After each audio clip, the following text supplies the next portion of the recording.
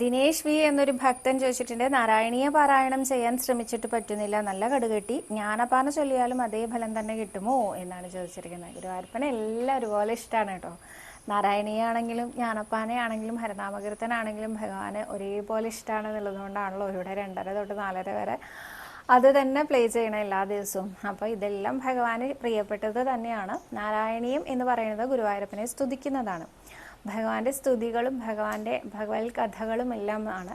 ജ്ഞാനപ്പാന എന്ന് പറയുന്നത് നമുക്ക് ജ്ഞാനം ഉപദേശിച്ച് തരു തന്നെയാണ് കേട്ടോ. എന്താ പറയുക, പൂന്താനം അത് ശരിക്കും ഒരു ചെറിയ ഒരു കാവ്യമായിട്ടൊന്നും അതിനെ കാണരുത്. വളരെ ഡീപ്പായിട്ടുള്ള മീനിങ് ആണ് ജ്ഞാനപ്പാനയ്ക്ക്.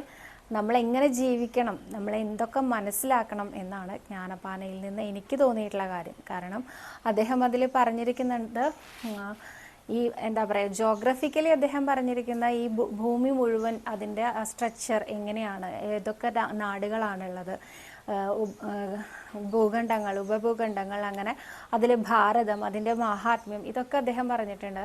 അങ്ങനെയുള്ള ആ ഒരു നമ്മൾ ചെയ്യേണ്ട പ്രവൃത്തി എന്താണെന്നുള്ളത്, നമ്മൾ എന്തുകൊണ്ടാണോ ഓരോ ഫലങ്ങളും കർമ്മദോഷങ്ങളാണ് നമ്മൾ അനുഭവിച്ചുകൊണ്ടിരിക്കുന്നത്, അതിൽ നിന്ന് രക്ഷ നേടാൻ നമ്മൾ എന്തൊക്കെ ചെയ്യണം, അങ്ങനെ നമുക്ക് വേണ്ട ഉപദേശമാണ് ജ്ഞാനപ്പാനയിൽ അദ്ദേഹം ഉൾക്കൊള്ളിച്ചിരിക്കുന്നത്. അപ്പോൾ അത് നമ്മൾ എന്താ ചെയ്യുക വെച്ചാൽ പ്രാക്ടിക്കലാക്കുക വേണ്ടത് ശരിക്കും പറഞ്ഞാട്ടോ. അതേമാതിരി ഫലം കിട്ടുമോ ചോദിച്ചാൽ ഉണ്ണികൃഷ്ണന് ഇതെല്ലാം ഇഷ്ടമാണ്. ജ്ഞാനപ്പാനയിൽ ഭഗവാനെ കുറിച്ച് പറഞ്ഞിട്ടുള്ളതാണ്, അതുകൊണ്ട് ഭഗവത് മാഹാത്മ്യം പറയുന്നതാണ്, അതുകൊണ്ട് അതും അദ്ദേഹത്തിന് ഇഷ്ടമാണ്. മറ്റേത് ഭഗവാനെ സ്തുതിക്കുന്നതാണ്, അതും ഭഗവാൻ ഇഷ്ടമാണ്.